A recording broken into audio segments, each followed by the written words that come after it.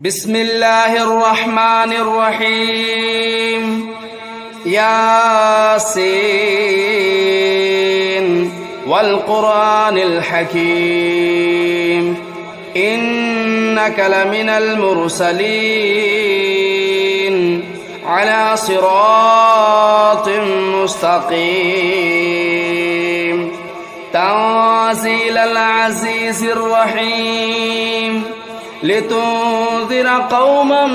ما أنذر آباؤهم فهم غافلون لقد حق القول على أكثرهم فهم لا يؤمنون إنا جعلنا في أعناقهم أغلالا فهي إلى الأذقان فهم مقمحون وجعلنا من بين أيديهم سدا ومن خلفهم سدا فأغشيناهم فهم لا يبصرون وسواء عليهم أنذرتهم أم لم تنذرهم لا يؤمنون إنما تنذر من اتبع الذكر وخشي الرحمن بالغيب فبشره بمغفرة وأجر كريم إنا نحن نحيي الموتى ونكتب ما قدموا وآثارهم وكل شيء أحصيناه في إمام مبين واضرب لهم مثلا أصحاب القرية إذ جاءها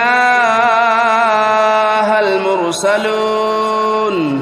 إذا أرسلنا إليهم اثنين فكذبوهما فعززنا بثالث فقالوا إنا إليكم مرسلون قالوا ما أنتم إلا بشر مثلنا وما أنزل الرحمن من شيء إن أنتم إلا تكذبون قالوا ربنا يعلم إنا إليكم لمرسلون وما علينا إلا البلاغ المبين قالوا إنا تطيرنا بكم لئن لم تنتهوا لنرجمنكم وليمسنكم منا عذاب أليم قالوا طائركم معكم أئن ذكرتم بل أنتم قوم مسرفون وجاء من أقصى المدينة رجل يسعى قال يا قوم اتبعوا المرسلين اتبعوا من لا يسألكم أجرا وهم مهتدون وما لي لا أعبد الذي فطرني وإليه ترجعون أتخذوا من دونه آلهة إن يردني الرحمن بضر لا تغن عني شفاعتهم شيئا ولا ينقذون إني إذا لفي ضلال مبين إني آمنت بربكم فاسمعون قيل ادخل الجنة قال يا ليت قومي يعلمون بما غفر لي ربي وجعلني من المكرمين وما أنزلنا على قومه من بعده من جود من السماء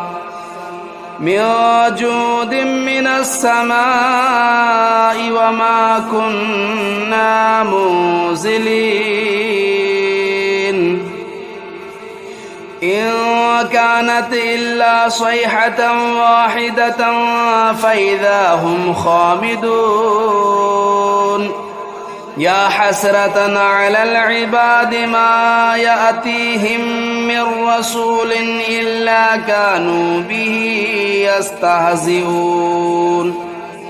ألم يروا كم أهلكنا قبلهم من القرون أنهم إليهم لا يرجعون وإن كل لما جميع لدينا محضرون وآية لهم الأرض الميتة أحييناها وأخرجنا منها حبا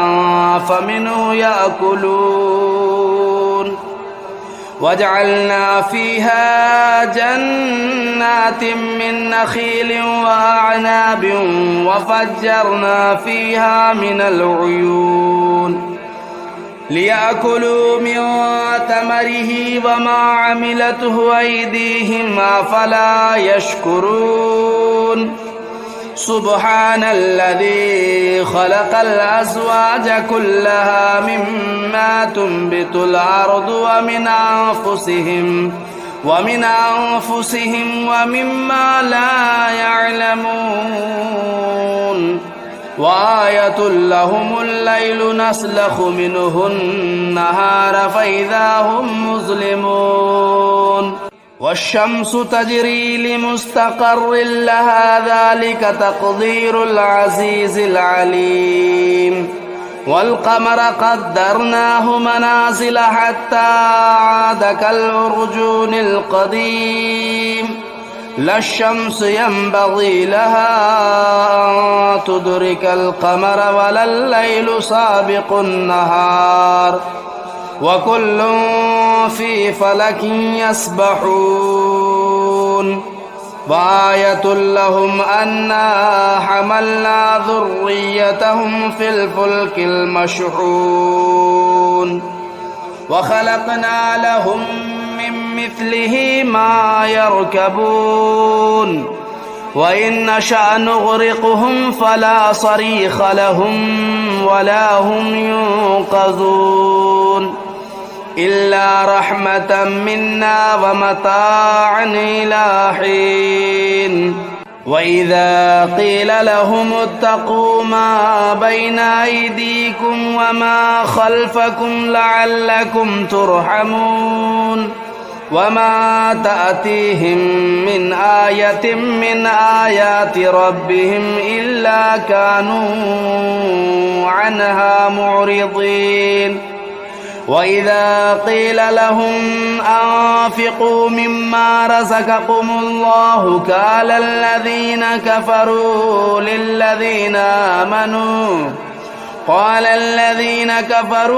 للذين آمنوا أنطعم من لو يشاء الله أطعمه إن أنتم إلا في ضلال مبين ويقولون متى هذا الوعد إن كنتم صادقين ما ينظرون إلا صيحة واحدة تأخذهم وهم يخصمون فلا يستطيعون توصية ولا إلى أهلهم يرجعون ونفخ في الصور فإذا هم من الأجداث إلى ربهم ينسلون قالوا يا ويلنا من بعثنا من مرقدنا هذا ما وعد الرحمن وصدق المرسلون إن كانت إلا صيحة واحدة فإذا هم جميع لدينا محضرون فاليوم لا تظلم نفس شيئا ولا تجزون إلا ما كنتم تعملون إن أصحاب الجنة اليوم في شغل فاكهون هم وأزواجهم في ظلال على الأرائك متكئون لهم فيها فاكهة ولهم ما يدعون سلام قولا من رب رحيم وامتازوا اليوم أيها المجرمون ألم أعهد إليكم يا بني آدم ألا تعبدوا الشيطان إنه لكم عدو مبين وأن اعبدوني هذا صراط مستقيم ولقد أضل منكم جبلا كثيرا أفلم تكونوا تعقلون هذه جهنم التي كنتم توعدون اصلوها اليوم بما كنتم تكفرون اليوم نختم على أفواههم وتكلمنا أيديهم وتشهد أرجلهم بما كانوا يكسبون ولو نشاء لطمسنا على أعينهم فاستبقوا الصراط فأنى يبصرون ولو نشاء لمسخناهم على مكانتهم فما استطاعوا مضيا ولا يرجعون ومن نعمره ننكسه في الخلق أفلا يعقلون وما علمناه الشعر وما ينبغي له إن هو إلا ذكر وقرآن مبين لينذر من كان حيا ويحق القول على الكافرين أولم يروا أنا خلقنا لهم مما عملت أيدينا أنعاما فهم لا مالكون وذللناها لهم فمنها ركوبهم ومنها يأكلون ولهم فيها منافع ومشارب أفلا يشكرون واتخذوا من دون الله آلهة لعلهم ينصرون لا يستطيعون نصرهم وهم لهم جند محضرون فلا يحزنك قولهم إنا نعلم ما يسرون وما يعلنون أولم ير الإنسان أنا خلقناه من نطفة فإذا هو خصيم مبين وضرب لنا مثلا ونسي خلقه قال من يحيي العظام وهي رميم قل يحييها الذي أنشأها أول مرة وهو بكل خلق عليم الذي جعل لكم من الشجر الأخضر نارا فإذا أنتم منه توقدون أوليس الذي خلق السماوات والأرض بقادر على أن يخلق مثلهم بلى وهو الخلاق العليم إنما أمره إذا أراد شيئا أن يقول له كن فيكون فسبحان الذي بيده ملكوت كل شيء وإليه ترجعون بسم الله الرحمن الرحيم الرحمن علم القرآن خلق الإنسان علمه البيان الشمس والقمر بحسبان والنجم والشجر يسجدان والسماء رفعها ووضع الميزان ألا تطغوا في الميزان وأقيموا الوزن بالقسط ولا تخسروا الميزان والأرض وضعها للأنام فيها فاكهة والنخل ذات الأكمام والحب ذو العصف والريحان فبأي آلاء ربكما تكذبان خلق الإنسان من صلصال كالفخار وخلق الجان من مارج من نار فبأي آلاء ربكما تكذبان رب المشرقين ورب المغربين فبأي آلاء ربكما تكذبان مرج البحرين يلتقيان بينهما برزخ لا يبغيان فبأي آلاء ربكما تكذبان يخرج منهما اللؤلؤ والمرجان فبأي آلاء ربكما تكذبان وله الجوار المنشآت في البحر كالأعلام فبأي آلاء ربكما تكذبان كل من عليها فان ويبقى وجه ربك ذو الجلال والإكرام فبأي آلاء ربكما تكذبان يسأله من في السماوات والأرض كل يوم هو في شأن فبأي آلاء ربكما تكذبان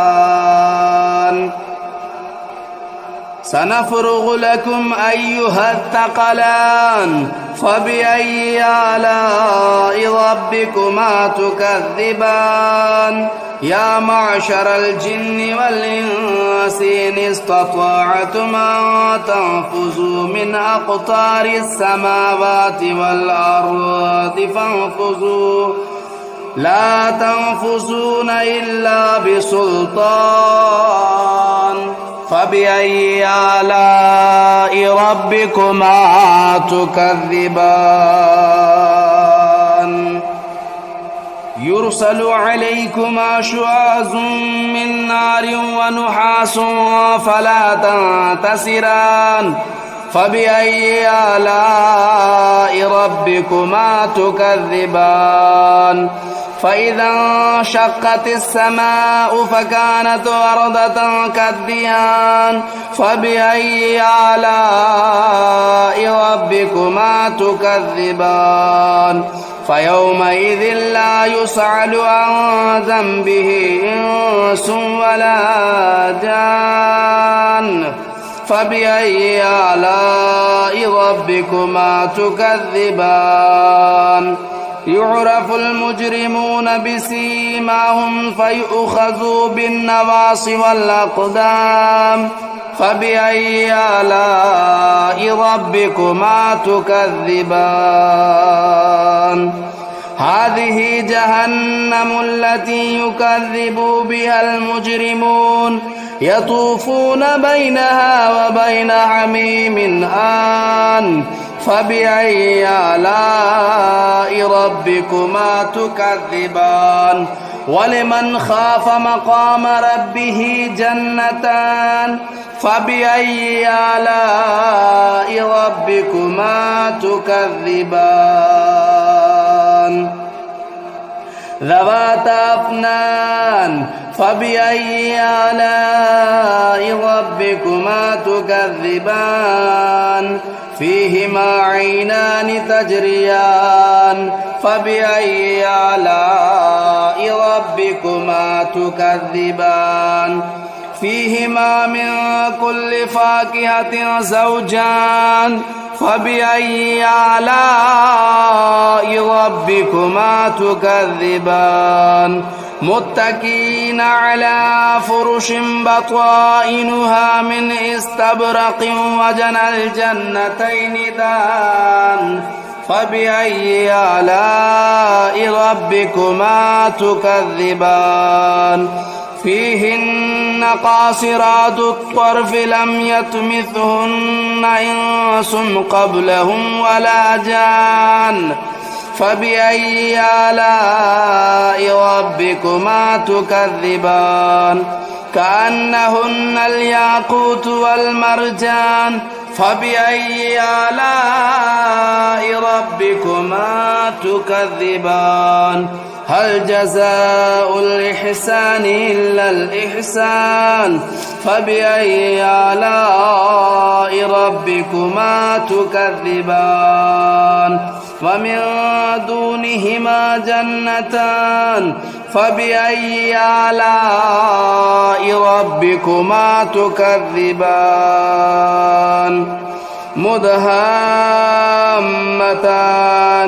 فبأي آلاء ربكما تكذبان فيهما عينان نضاختان فبأي آلاء ربكما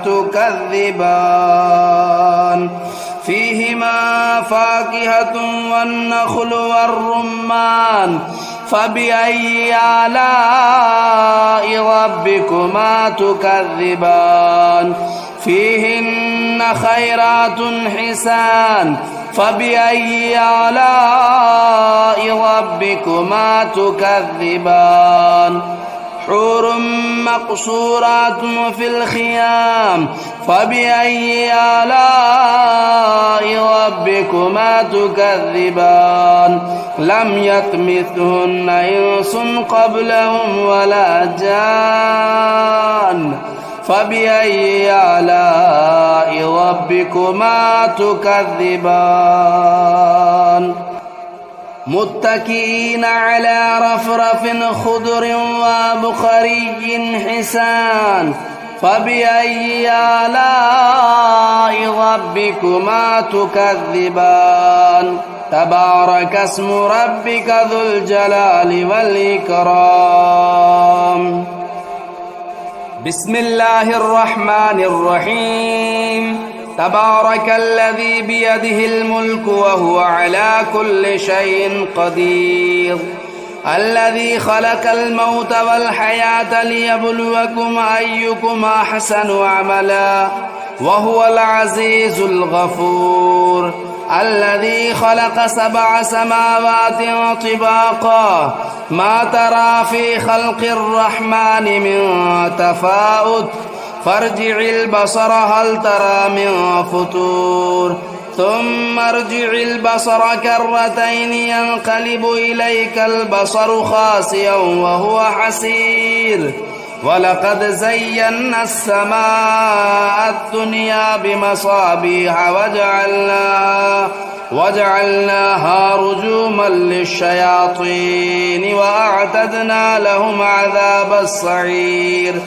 وللذين كفروا بربهم عذاب جهنم وبئس المصير إذا ألقوا فيها سمعوا لها شهيقا وهي تفور تكاد تميز من الغيظ كلما ألقي فيها فوج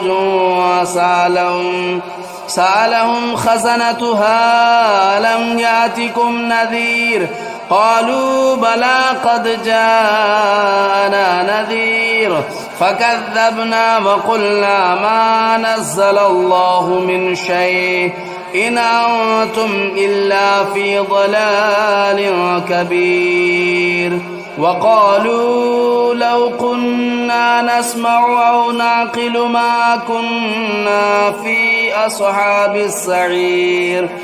فاعترفوا بذنبهم فسحقا لأصحاب السعير إن الذين يخشون ربهم بالغيب لهم مغفرة وأجر كبير وأسروا قولكم أو اجهروا به إنه عليم بذات الصدور ألا يعلم من خلق وهو اللطيف الخبير هو الذي جعل لكم الأرض ذلولا فامشوا في مناكبها وكلوا من رزقه وإليه النشور أأمنتم من في السماء أن يخسف بكم الأرض فإذا هي تمور أم أمنتم من في السماء أن يرسل عليكم حاصبا فستعلمون كيف نذير ولقد كذب الذين من قبلهم فكيف كان نكير أولم يروا إلى الطير فوقهم صافات ويقبضن ما يمسكهن إلا الرحمن إنه بكل شيء بصير أمن هذا الذي هو جند لكم ينصركم من دون الرحمن إن الكافرون إلا في غرور أمن هذا الذي يرزقكم إن أمسك رزقه بل لجوا في عتو ونفور أفمن يمشي مكبا على وجهه أهدى أمن يمشي سويا على صراط مستقيم قل هو الذي أنشأكم وجعل لكم السمع والأبصار والأفئدة قليلا ما تشكرون قل هو الذي ذرأكم في الأرض وإليه تهشرون ويقولون متى هذا الوعد إن كنتم صادقين قل إنما العلم عند الله وإنما أنا نذير مبين فلما رأوه زلفة سيئت وجوه الذين كفروا وقيل هذا الذي كنتم به تدعون قل أرأيتم إن أهلكني الله ومن معي أو رحمنا فمن يجير الكافرين من عذاب أليم قل هو الرحمن آمنا به وعليه توكلنا فستعلمون من هو في ضلال مبين قل أرأيتم إن أصبح ماؤكم غورا فمن يأتيكم بماء معين